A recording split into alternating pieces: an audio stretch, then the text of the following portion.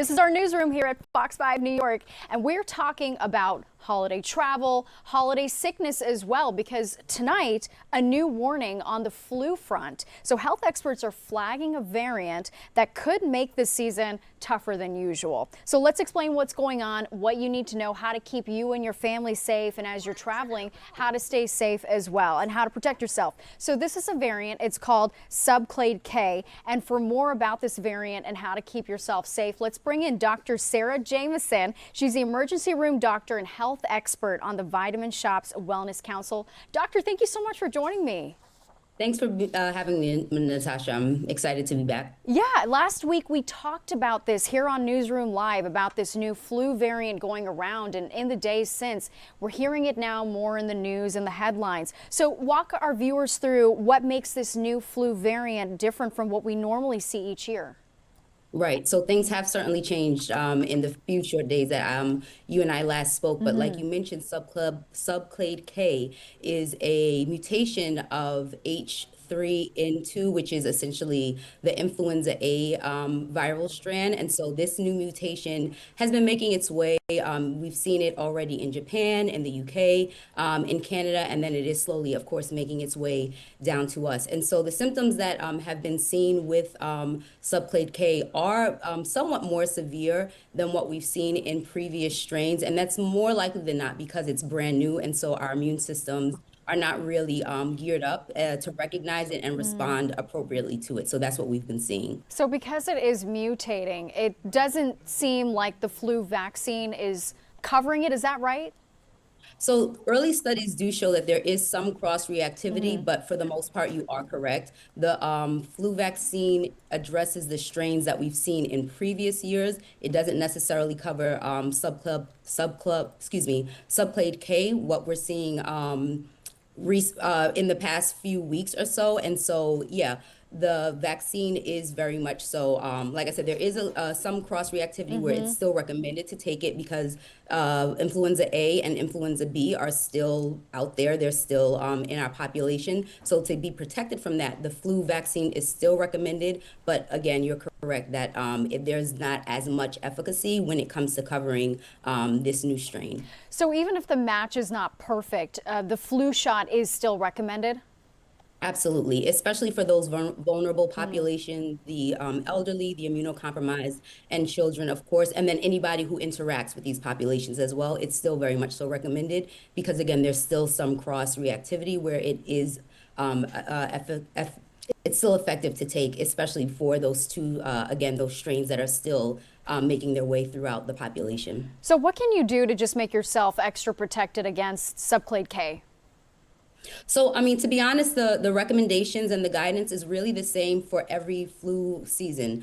You're going to do the exact same thing that you would. We spoke about the vaccine, but then also there are some lifestyle modifications that are recommended. Very simple things like hand hygiene. We take hand hygiene for granted. Washing your hands after using the restroom or interacting with people, shaking hands for at least 20 seconds or more with soap and water is extremely effective. Along with hand hygiene, you want to make sure within your home you're protecting your family by disinfecting high surface areas and objects like remote controls, light switches, doorknobs, refrigerator handles, things of that nature. And then making sure to just really maintain sound respiratory etiquette is what I call it. So making sure that you're coughing and sneezing into a tissue or into a sleeved elbow. And then just making sure that if you are a little bit under the weather, that you're either wearing a mask or just making the executive decision to stay home. I know that the holidays are coming up. It's a time for family. It's a time for togetherness. But at the risk of getting your loved one sick, you might want to consider just kind of sitting out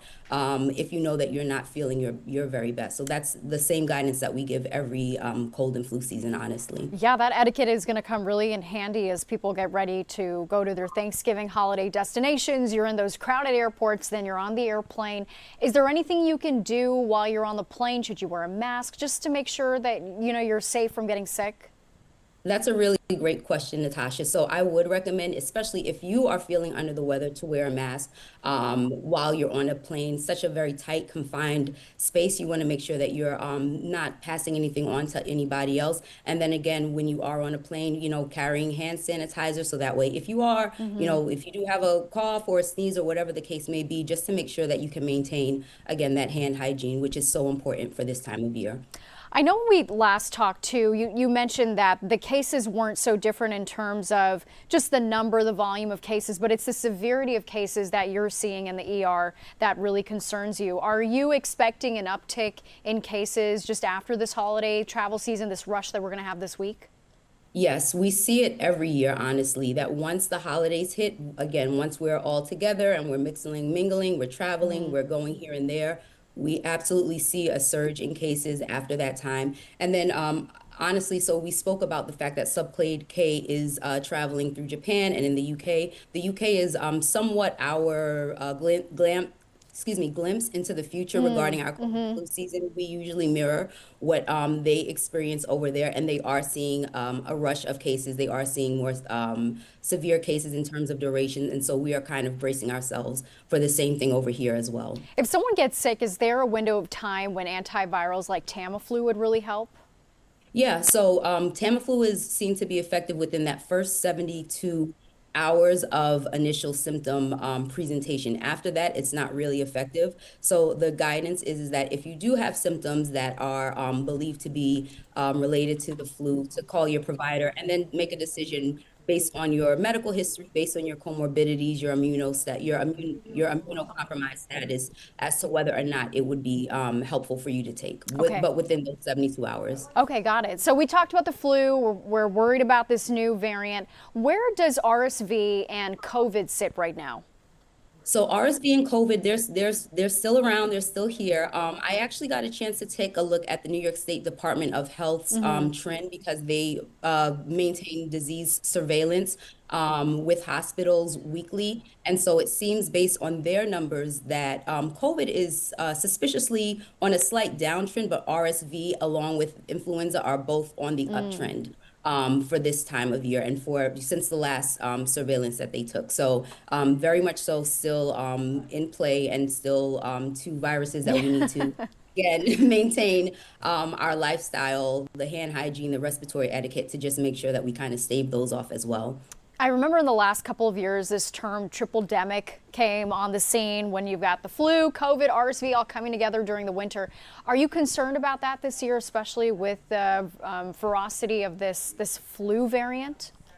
Yeah, that's always a concern, especially again amongst those vulnerable populations. We had a term for it in the emergency room. We would call it pneumonia, when somebody had the unlucky instance of having the flu, pneumonia, or COVID, and kind of a myriad of viral and then bacterial illnesses. So that's always something that's on our radar. And those patients, so when they come in, they usually are extremely ill, and so we'll catch it in that manner. But yeah, that's always a concern. It's not as common amongst those who are healthy, generally speaking, but those, again, vulnerable populations, we do keep watch for that with them. And finally, Dr. we always hear about the norovirus stomach bug this time of year. What kind of cases are you seeing in that world? So norovirus, to be honest, I expect to see that a little bit more in the next few days after Thanksgiving. We do see an uptick of stomach bugs around this time of year. And so I haven't seen it so much yet, as of yet. But again, this is tis the season, Natasha. So I know that it's coming, and we'll be ready for it. Again, the guidance really is the same: supportive care, speaking with your healthcare provider if you think that you're having symptoms that are more than you can deal with, especially if they are of a respiratory nature. If you're not breathing well, if you are, in the case of norovirus, having GI symptoms to the point that you're not able to hold anything down in terms of liquid or food, that's definitely cause for concern and a reason to call your healthcare provider. Amazing. All right. Well, Dr. Jamison, thank you so much for joining me and breaking this all down and making sense of a very busy travel season. Thank you very much. Absolutely. Thanks, Natasha. Yes. Have a great night. You too. Happy Thanksgiving. Thank you, you too.